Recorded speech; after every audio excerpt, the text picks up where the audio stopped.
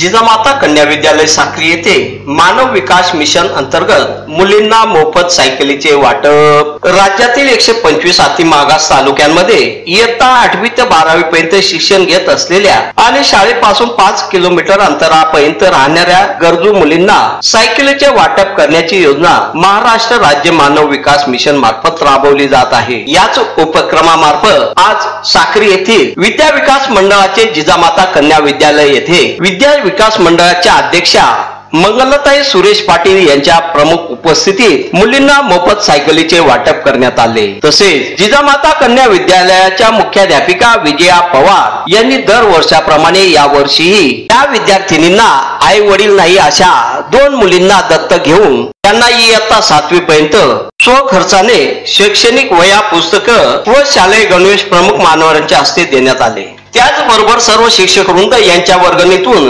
स्वखर्चाने इयत्ता 5वीच्या मुलींना वर्षभरासाठी वह्याही वाटप करण्यात आल्या। सदर कार्यक्रमाचे प्रास्ताविक बबिता सोनवणे मॅडम यांनी केले तर आभार शहा सर यांनी मानले। यावेळी Vijay Sonawane, Bhandane sir, B S. Sane, B S. Sonawane, B S. Ahire, Harichandra Gaikwad, V K. Patil, N K. Sonawane, S T. Bagud, Raghunath Kuwar, T C. Chaure आदी शिक्षक व शिक्षकेतर कर्मचारी उपस्थित होते।